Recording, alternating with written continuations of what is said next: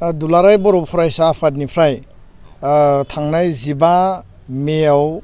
मोनानि 1:30 बाजियाव जि जालांनाय जखलाबान्दानि जि इन्सिडेन्ट आरो बे इन्सिडेन्टआव जुनमुनि राभा सासे साब इन्सपेक्टर सासे साहसि आरो सासे माने जाखांफुनाय जि माने पुलिस अफिसार बिथांनि जि एक्सिडेन्ट जानानै थैनाय बे जि मोनसे माने खौरां बे खौरांखौ लानानै जोङो फोथायनो हायाखै आरो बिथांनि जि माने अबथिरा थैनाय बेखौ लानानै जों गोथौयै दुखु फोरमायदों।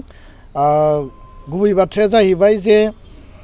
थांनाय बे सानबानि गेजेराव जिखिनि तथ्य जिखिनि इनफरमेशन मिडियायाव बा बिभिन्न दिगनिफ्राय जिखिनि जों मोनबाय जुनमुनि राभानि बिमा बिथांनि जिखिनि स्टेटमेन्ट जाय नुग्रा गारि सालायग्रा प्रणब दास बिथांनि स्टेटमेन्ट आरो लोगोसे पस्टमर्टेम रिपर्ट लोगोसेनो जखलाबान्दा सिभिल हस्पिटालनि जाय माने सुइपार बिथाङा जुनमुनि राभानि डेड बडिखौ बोखांनो थाखाय गारिसिम फैदोंमोन आरो बिथाङा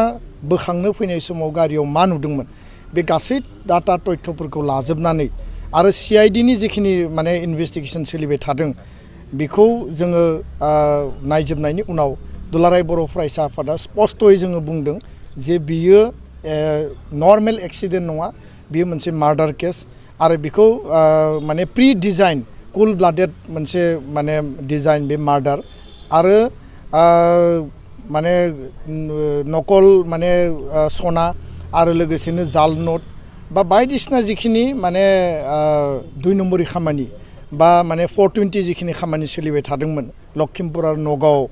बिनिनो मोनसे बियो परिनाम होननानै जोङो बुंनो सानो। दा जुनमुनि राभाया बे गासै मेटारखौ लानानै इनभेस्टिगेसन खालामबाय थादोंमोन बेखौ जोङो तथ्यआव मोनदों आरो माखासे पुलिस अफिसार माखासे माने पुलिसफोरा माने बै जायफोर जाल नोट बा जायफोर माने बेपारिफोर दङ जायफोरा बिनि थाखाय स्मागलिं खालामो बै मानसिफोरजों गोरोबनानै गोरलैयैनो रां आरजिनाय गोरलैयैनो माने रां खामायनाय बेबायदि माखासे इनभल्भमेन्ट थानाय पुलिस अफिसारफ्रा दिनै बेयाव इनभल्भ जानानै दङ। दा बेखायनो बेयाव पुलिसनि गेजेरावनो पुलिस कनफ्लिक्ट जानायखौ जों नुदों आरो पुलिसानो माखासे पुलिसानो बेखौ डिजाइन खालामनानै दिनै बुथारनायनि मोनसे सन्देह जोङो बेयाव माने नुनो मोनदों। दा बेखायनो दुलाराय बर' फरायसा आफादा जों CBI दाबि खालामबोदों आरो दिनै आसाम सरकार बिथांमोना न'खरनि दाबि रायजो राजानि दाबि आसामनि गासै दल संगठन सुबुंफोरनि दाबि बायदियै बेखौ CBI इनकुवारि होनायनि थाखाय बिथांमोना थिग खालामदों आरो बेखौ लानानै जोङो दुलाराय बर' फरायसा आफादा स्पष्टयै बुंदों जे कुनु सन्देह गैयाबासिनो कुनु माने बेबायदि गोनो गोथो गैयाबासिनो कुनु जाहाथे बेयाव डिले गैयाबासिनो जाहाथे इनकुवारिया स्वच्छ जायो क्लियार काट जायो इनकुवारिया जाहाथे इन्डिपेन्डेन्टलि जायो बेयाव जाहाथे रावनिबो इनफ्लुएन्स थाया आरो न'खरा जुनमुनि राभानि परियाला जाहाथे न्याय जास्टिस मोननो हायो आरो लोगोसे जाय दायनिगिरि बे दायनिगिरिया जाहाथे बेयाव पानिशमेन्ट मोनो बेखौ लानानैसो जोङो दिनै असमिया मिडिया आरो बर' मिडियायाव जोङो क्लियार काटै बुंबाय जुनमुनि राभानि न'खरा जथेस्थ' गोरिब जों नुबाय बिथांनि सारादु खुंनो थाखाय बिथांमोननियाव रां गैया जुनमुनि राभाया जि सानाव थैदों बिनि 1-2 घन्टा उनाव बिथांनि न'खराव पुलिसा रेड खालामनाय जादों नगाव पुलिसा माने व्हेरेस जुनमुनि राभाया नगाव पुलिसनि आन्दारावनो खामानि मावगासिनो दंमोन बे मोनसे इनहिउमेन माने पुलिसनि एक्सन होननानै जों बुंनो सानो आरो बिथाङा सासे माने ट्राइबेल मानसि जानायखाय ट्राइबेल अफिसार जानायखाय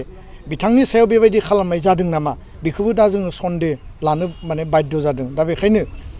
जुनमुनि राभानि जि मोनसे एक्सिडेन्टजों थैदों होननानै बुंदों बेयाव मोनसे माने गोथौ कनस्पिरेसि दङ आरो जाय दायनिगिरि नगावनि SP आनो जा बा नोङो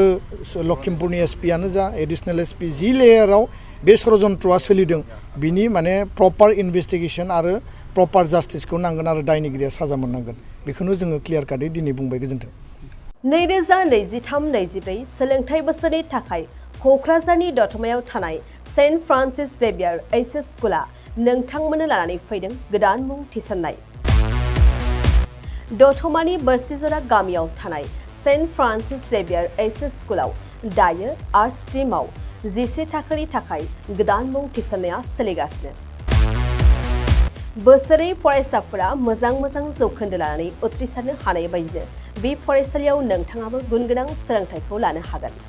लोगोसेयैनो बे फरायसालियाव सोलोंथाइनि मोजां थासारिखौ बिथा खालामनानै हौवासा आरो हिन्जावसानि थाखाय आलादा हस्टेलनि खाबुबो दं। गोसो गोनां बिजाथि एबा फरायसाफोरा आर्ट्स स्ट्रिमाव 11 थाखोनि थाखाय मुंखौ सेन्ट फ्रान्सिस जेभियार एचएस स्कुलाव थिसननो हागोन। मुं थिसननायनि बागै आबुं बाथ्राखौ मिन्थिनोब्ला नैबे मबाइल नम्बर 7637819350 एबा 6900559217 आव थोंजों सुलाद लानो हागोन। थामहिनबा सेन्ट फ्रान्सिस जेभियार एचएस स्कुलाव थांनानैबो नोंथाङा सुलाद लाहैनो हागोन।